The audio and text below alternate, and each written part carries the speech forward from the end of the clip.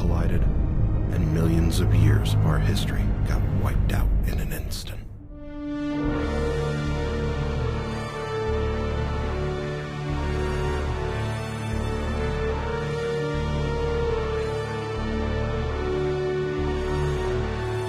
That's why they developed the Rebirth Project. Everyone on Earth fighting for survival, and a lottery among the fittest to see who gets to live thousands of light years away.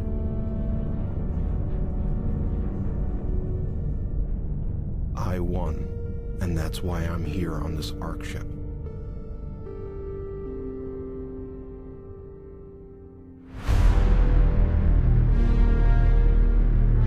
I'm a pioneer, one of millions, and our job will be to rebuild civilization in this new solar system.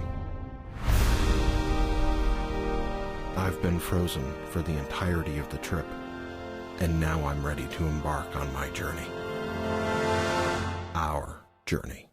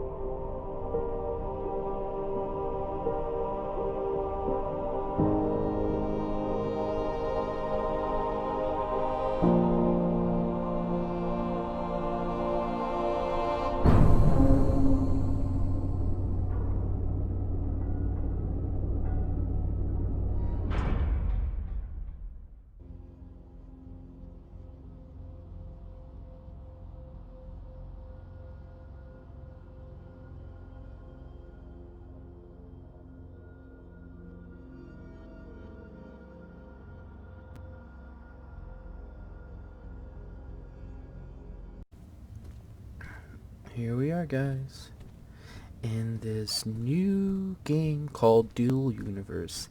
This is Umbra from Umbra Shadow Gaming signing on.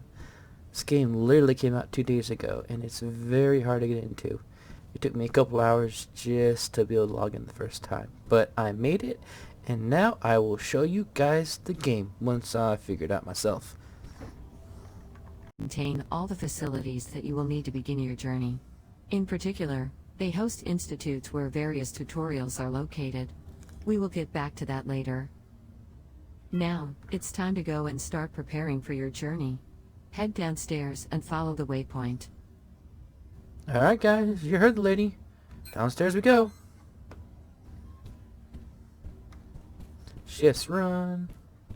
Continue down and get close to the screen, marked with a green waypoint. Green waypoint it says. She says. Alright. This game, well, it's still beta, but it's not over. I mean, I guess we'll see. Right now, I'm not overly impressed with it.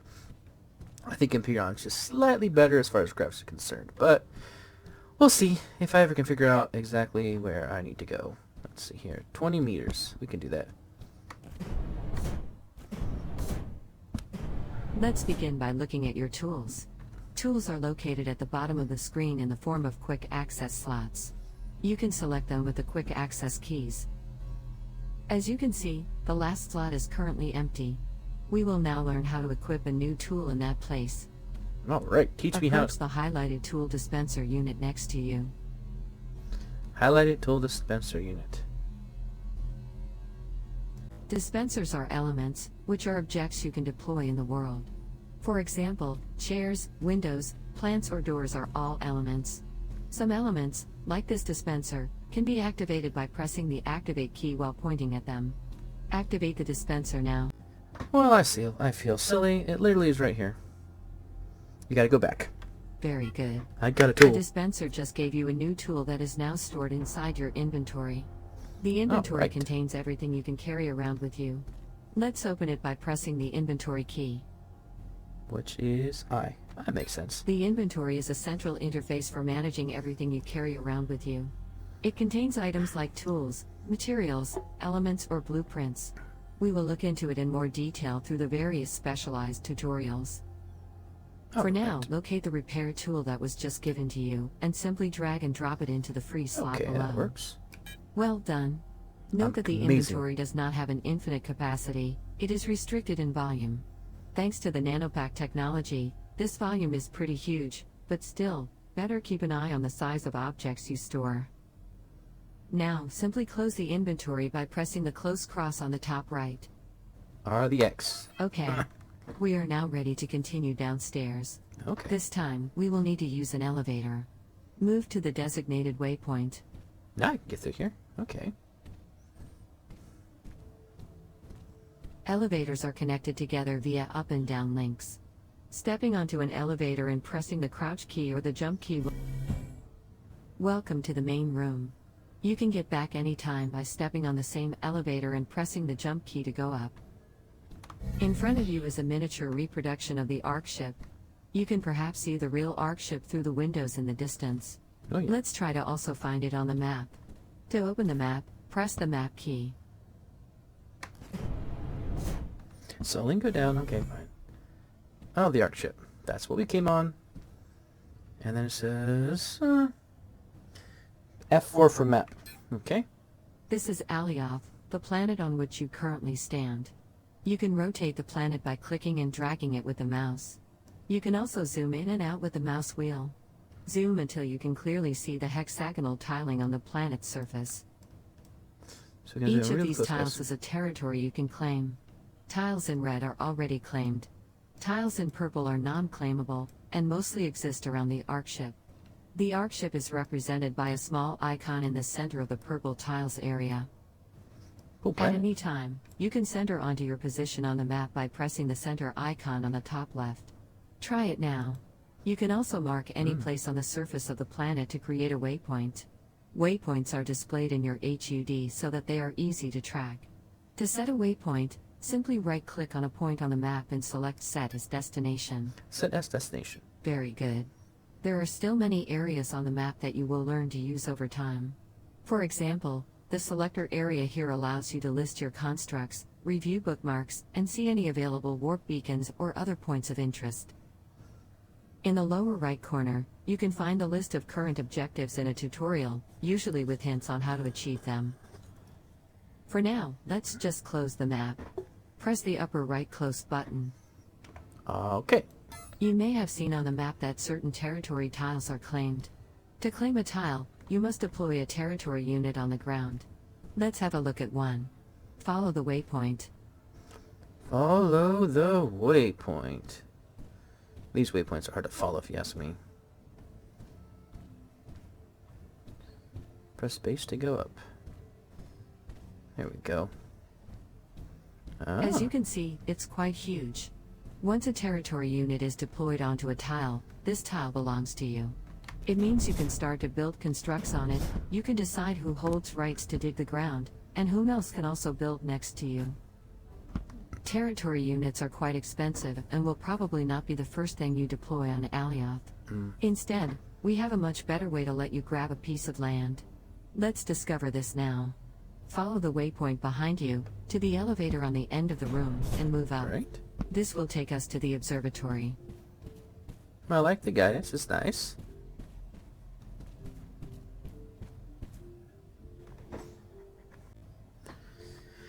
Okay. Let me see here. Oh, move up a space, okay. Welcome to the observatory. Lots of From players. here, you should be able to see Alioth's moons in the sky. Oh, there's moons. One of them is a very special moon, called a sanctuary moon. We will explain what that means, but first, let's try to locate it. Let's open the map again by pressing the map key. The Alright. map also contains a solar System system sub. view.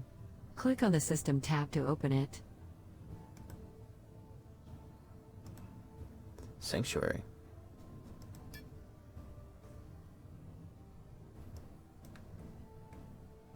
We are clearing the moon. That's okay. Here you can see all the planets currently accessible in the system. Select Alioth, the planet where you currently are located. As you can see, Alioth has 3 moons. One of them looks a bit like a twin of Alioth and is marked with a small shield icon. This is the Sanctuary Twin Moon, or the Twin for short. Select it by clicking on it. Excellent. Now, let's click the Set Destination button. Good. Now, before we leave, let's have a look at the surface of this moon, and find out why it's called a sanctuary.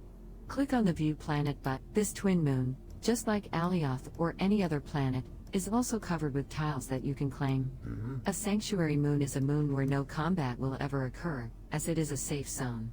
This means that every territory you claim will remain yours forever, and nobody can take your belongings or build anything there without your consent. This is a great way to create a safe haven to store your valuables and build your home. Getting to a sanctuary moon and claim a tile should be your first goal in Dual Universe.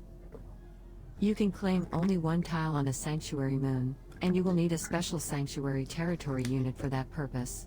Let's go and get one. It's free for all new Novians. Close the map window. Alright. Notice how the sanctuary twin moon is now identified by the waypoint in the sky. There is a shuttle service, which we will introduce at the end of this tutorial, that can bring you there. Now, let's get your sanctuary territory unit. Simply follow the waypoint to the nearby dispenser and fantastic! Now that you are equipped with your territory unit, let's get back to the rest of the tutorial. Head down via the nearby elevators. There we go. Now is the time to present the key pillar activities that are available for Novians. Each of these will be presented here quickly, and you will later be able to discover more about them via the institutes and their dedicated tutorials. Let's head to the mining station first. Follow the waypoint towards the downstairs platform.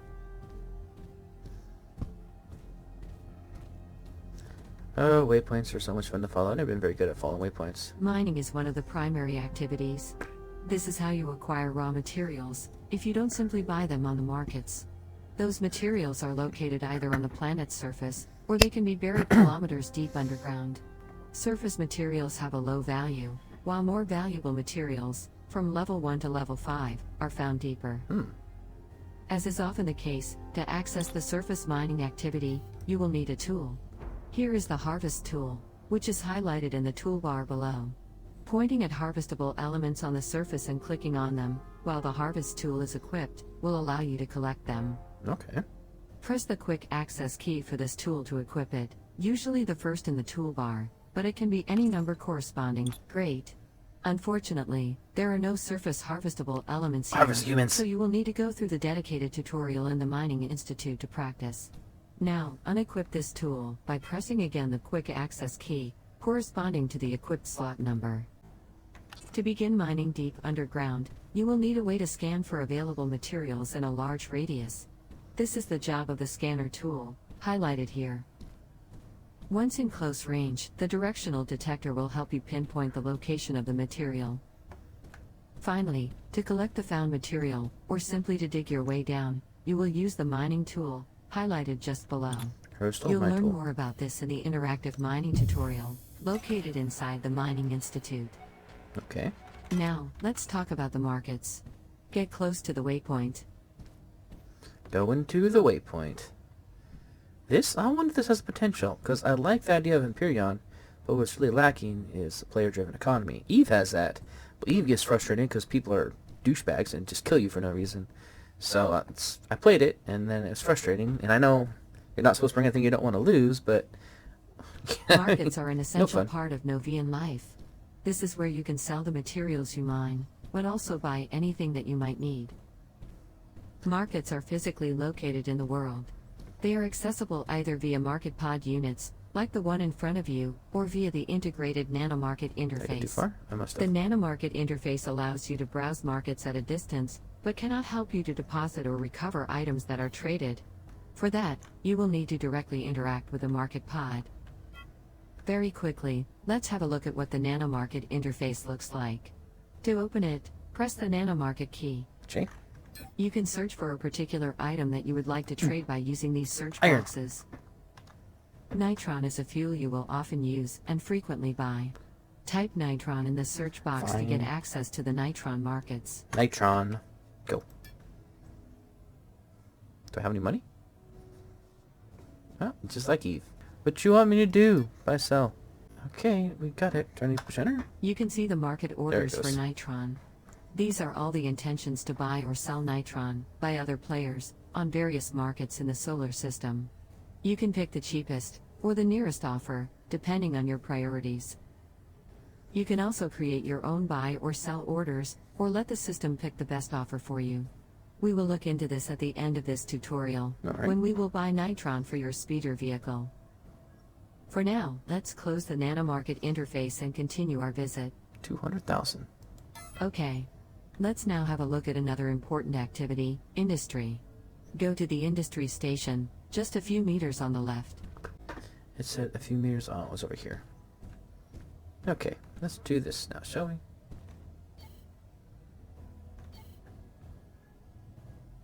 Okay, and I go In find- front of you is an assembly line, one of the many industry unit elements in the game, which includes things like chemical reactors, glass furnaces, refineries, or smelters. Each industry unit type is specialized through certain types of recipes. The assembly line can take ingredients in an entry container, like the one here on the left, and then run a recipe to craft elements. The elements are stored in the exit container, as seen here on the right, that can be chained as an entry container for another industry unit. To select the recipe, there is an industry unit interface that you will learn about in the dedicated industry tutorial, inside the Industry Institute. Thankfully, entry-level recipes for simple products can be run without an industry unit. For that, you can use your integrated nanocrafter. Before we open the nanocrafter, let's get some ingredients we Excellent. Now, let's open the nanocrafter by pressing the nanocrafter key. Interesting. Great. This interface allows you to pick a recipe and run it in the background to produce simple products. On the left is a selection area to pick a recipe. You currently have just a few ingredients, which allow a limited set of recipes to be used. Press the Show Only Doable checkbox to display these recipes. Okay. Excellent. Now, let's click on Nitron Fuel to select the Nitron corresponding. The panel that appeared shows you the necessary ingredients, which you just retrieved from the dispenser. It also offers the possibility to add this crafting job to the queue. Simply click on Add to Queue. Add to queue. Fantastic. As you can see, your job is now in the queue and you will have a batch of Nitron ready in a few seconds. That will be all for this short introduction. There is of course more to know, and you can go to the Industry Institute to go through the specialized tutorials. For now, let's close this window. In general, crafting jobs will continue in the background, and you will get notifications when jobs are completed. Fine. 30. Fine. Okay, now let's learn about building, and how you can use all these materials and elements to create amazing constructs. Just turn to the station on your right. Okay, that would be my rate.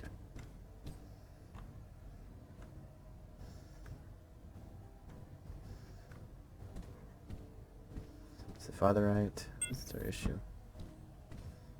Ah, it feels done. That's good. This bizarre construction in front of you is called a construct. It is a mix of deployed voxel materials used to sculpt a shape, and deployed elements to make it functional. The first element you deploy to create a construct is a core unit, as highlighted here. It will create a building zone, within which you will be allowed to build. Core units come in different sizes, and also specializations. Static core units are for ground buildings, dynamic core units are for ships or anything that moves, and space core unit are for space stations. Once you have created your building zone, you can start to deploy matter, as voxel honeycomb materials, or voxels for short. You have a large palette of tools and materials to help you sculpt absolutely anything you like, regardless of shape or complexity. Finally, you can add elements to your construct, in the form of engines, doors, lights, fuel tanks, or any of the hundreds of available elements that provide functionality to your builds. Interesting. Building is a vast subject. It is advised to go through the various building tutorials located inside the Building Institute. Note that the building you are currently in, as well as all the other buildings outside, are entirely made with the in-game building tools. Also, some of the cool constructs you can build not only include static buildings, but also space or atmospheric ships. Let's have a look at this now. Follow the waypoint to the next station. No, right. Next station. I like their intro. It's very good. Very helpful. Gives you a good starting as far as I can see. This is a surface speeder, a very basic ground atmospheric vehicle that is both convenient and cheap to build, and allows you to move around planet surfaces. You'll be gifted one at the end of this tutorial. Everything in this speeder is functional and plays a role in making it work. Okay. Let's quickly review the different elements that it's composed of. Here are the hover engines, which help the speeder float above the ground. These extra small atmospheric engines are used for propulsion and moving forward. They require fuel, taken from this atmospheric fuel tank. Adjusters are small elements used to create rotational forces and help balance your ship. You also need brakes to be able to slow down. And finally, you need a piloting seat to be able to fly it. Activating this piloting seat activates the ship, which is how you take control of it. All these elements are orchestrated via a Lua script that is generated automatically for you. But you can also modify it via a right-click menu on the piloting seat to create absolutely any kind of control you like. Interesting. Note that piloting in the atmosphere of a planet or in outer space can be very different, and involves different types of engines and design. Gravity may ground you if you have a heavy cargo on a high-gravity planet, while it won't matter in the darkness of space. In Dual Universe, piloting is an art, a subtle interplay between your piloting skills and the craftsmanship of the ship designer. You can learn more about piloting in the dedicated tutorials in the Piloting Institute. Piloting is not only about navigating your ship, but will often also involve combat. Look up at the fighter above your head. I've highlighted the weapons that are equipped on this small ship. There are many more types of weapons, ammunition, and damage types. Each has a specific role.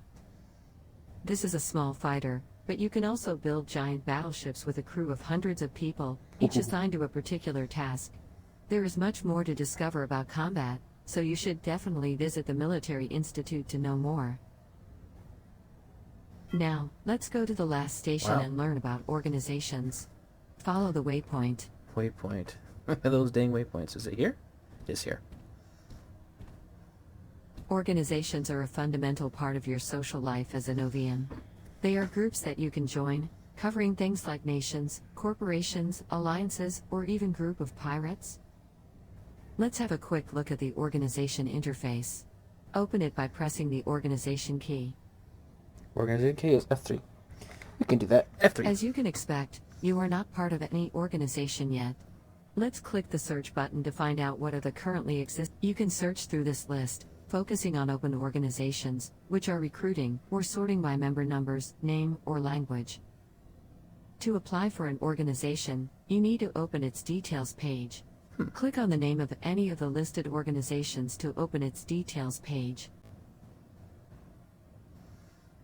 Okay, what about this dude? 420 chill. Though I'm not big, I don't have a problem with pot, but I just don't personally smoke it myself. In this window, you can see a summary of relevant information regarding this organization. This area will allow you to apply to join this organization, along with a place to write a quick introduction to go along with it. No. Joining an organization can be a considerable boost for your new life as a Novian. Choose wisely. You can, of course, also decide to create your organization from scratch, even if this is a little bit more advanced. For example, managing an organization involves legates and members, rules, voting, and management of rights. This is something you will discover later. You can now close the organization interface. I kind of want to join one of these guys, though. Something not too big. How about Dark? Dark has got my intrigue. Let's see if they'll accept me, I wonder. Manifesto. Dark. Well, I can't apply there. Myself, keyword Dark. The defense, assault, reconnaissance, and knowledge agency are Darkest cover organization, only working for the benefit of mankind. Dark agents are notified to make the tough choices for the good of all. Sounds like a good starting place. Apply as myself. And, let's see here. I am new to Dual Universe. And I believe being part of something bigger is very important. I am also a YouTuber and will be recording this game. Will you allow me to join? Sure. Send application. Okay, back to the tutorial. Excellent. You have covered the basics. Now, let's move to the next step and talk about talents. Follow the waypoint. Waypoints. Lots of waypoints to follow.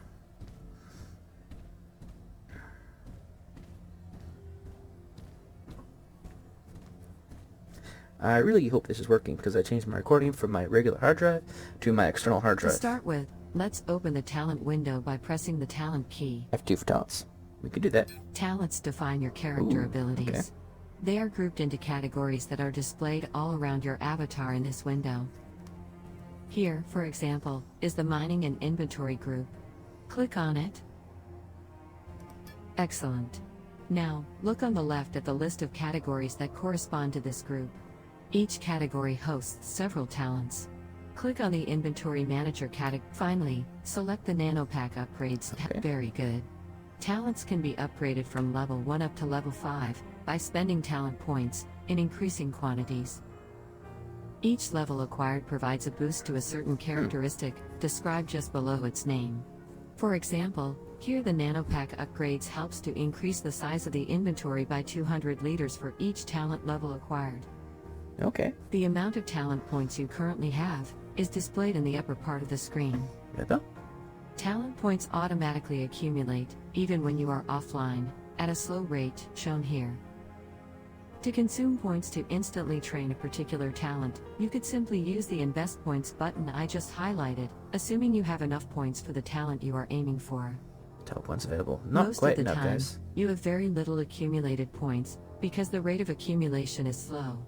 Instead, you can decide to queue a talent, and enter an active learning phase, which considerably boosts the talent point acquisition rate. Oh. Let's train the first level of the Nanopack Upgrades talent. Press the Queue Talent button.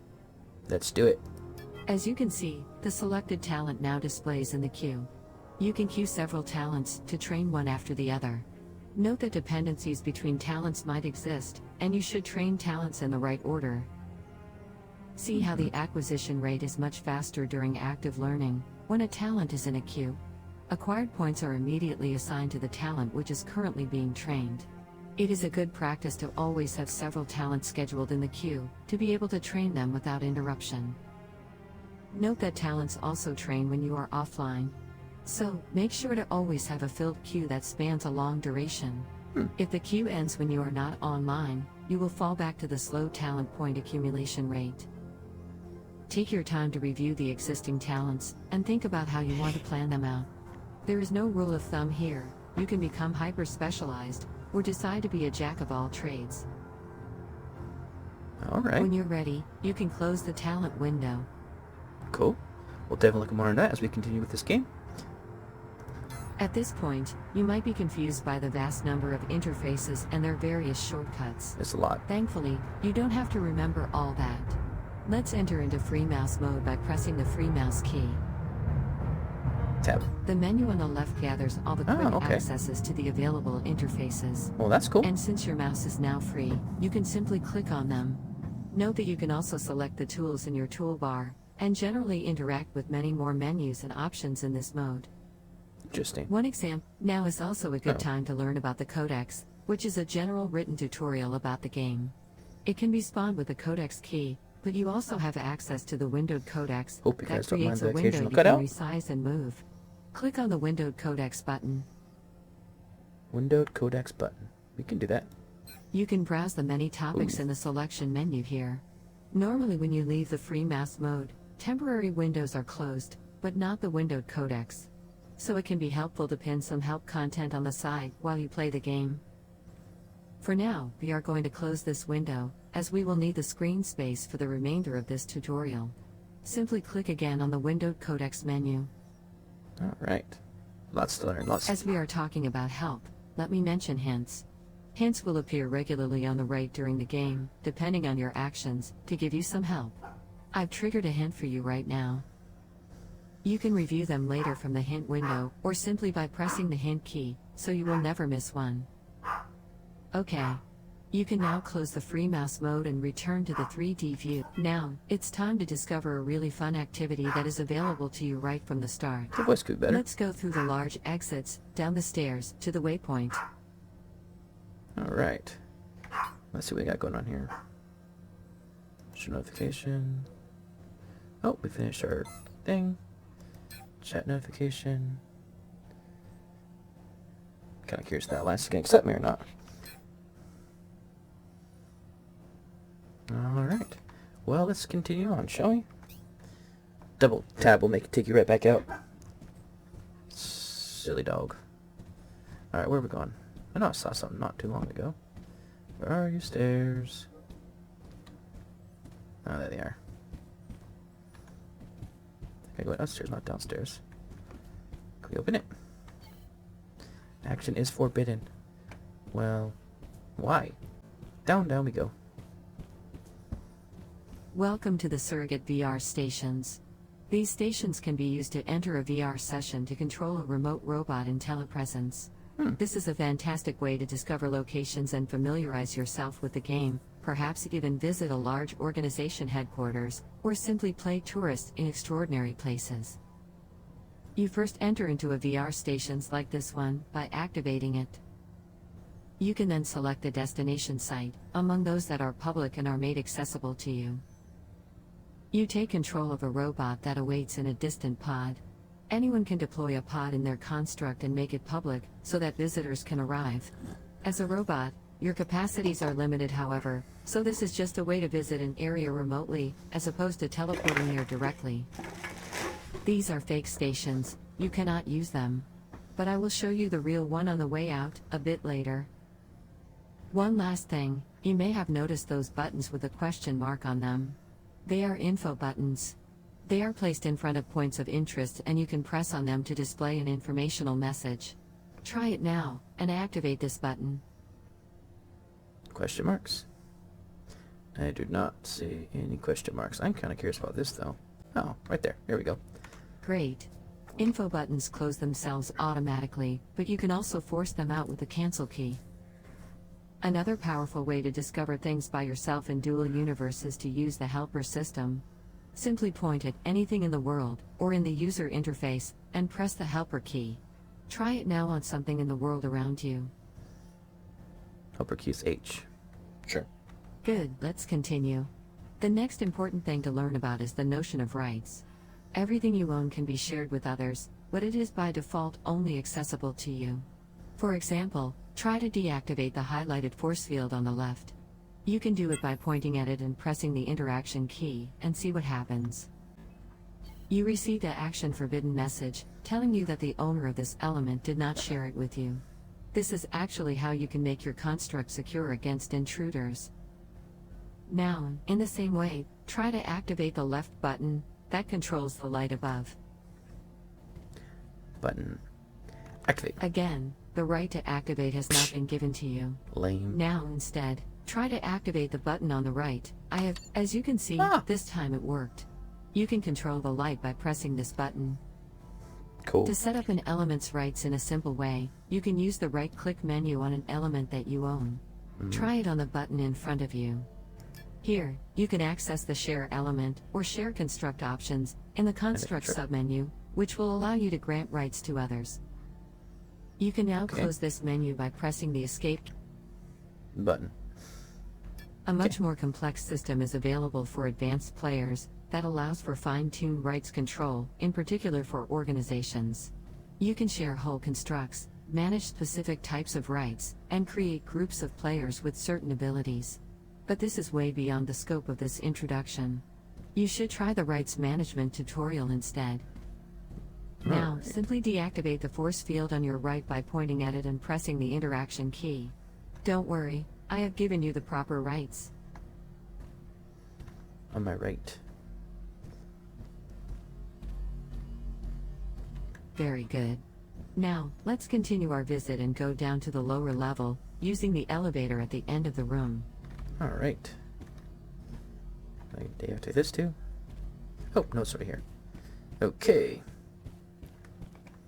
And down we go. On both sides of this corridor, you will find resurrection nodes. Oh. Drawing on the consequences of the Everett interpretation of quantum mechanics, we were able to design a technology which preserves your state of consciousness across multiple realities. We control the multiverse in order to branch you onto a version of reality where you happen to respawn here on one of these platforms whenever you die. Okay. So, you cannot really die. There is always a version of the universe in the multiverse where you wake up here. Beware that when you die, your inventory will not be preserved, so don't take death too lightly. It's important to know that you can craft or buy your own resurrection nodes. You can then install them in your ship or in your home. When respawning, you will always appear at the nearest active resurrection node, so in general you don't have to always get back to this room. That'd be good. Alright, so we are now almost ready to exit the starting hub. The last step is about collecting components to allow you to build a speeder ground vehicle. Follow the waypoint in the direction of the exit. On both sides of this room are demonstration versions of two of the most popular UEF hovercraft speeders. These ground vehicles are extremely efficient to quickly navigate the surface of a planet, and you will need one during the first steps of your journey. Distances are real, and transportation is a necessity. One way to acquire these speeders is to get a blueprint and to run it. Each of the highlighted dispenser will grant you the blueprint of the speeder next to them. Go get one of them by activating the dispenser. You can pick the one you prefer, or take them both. Which one do we want, guys? Not too bad. I think this one looks just slightly better. So I'm gonna go with that one. To run a blueprint, you can simply double-click on it while it's in your inventory, to deploy it into the world. You will be guided by the ghost bounding box that will appear. We will do that later. Alright. Another requirement to be able to deploy a blueprint is that you possess all its necessary components, materials and elements. The dispenser in front of you contains everything needed to be able to deploy one speeder. Go to the dispenser and activate it. Oh, I also squeezed in a resurrection node that will prove very useful soon. Now, don't deploy your blueprint right away. You may need to do that later on a sanctuary moon. But keep it in your inventory, it will soon come handy. Blueprints can also be created by you when you've built a construct and want to save a copy of it for yourself. You can of course also use it to mass produce your creations and to sell them. Interesting. Blueprints are like intellectual property and can become very precious indeed. That being said, this concludes the starting hub portion. Look around you. This room is also a sort of small museum showing many elements and materials that you may want to learn about. Simply press on the info buttons, or use the helper key to know more about each element on display. When you are finished, you can exit through the front door, which is now open. Alright guys, well there you go. That is a brief look into Dual Universe. I will come back and I will look through all these things and see what they do and learn about the game. Hopefully you guys found this helpful. I know this game just came out, so the sooner I can get a YouTube out on it, the better. And that is what I am going to do now. So thank you for taking the time to watch my videos. Give me a thumbs up if you like them. Hit that bell to be notified when I release a new episode. Hit that subscribe button. Questions and comments are always welcome. I release new content every Tuesday, Thursday, and Saturday. Tuesday is a vlog, if you'd like to know me and my wife a little better. Thursday and Saturday are video game videos. And of course, there's always the occasional random video like this one. So far I'm enjoying this game a lot. I'm looking forward to getting back on pretty soon here and playing some more. Make sure you check me out on Discord. There will be a link in the description. Until next time.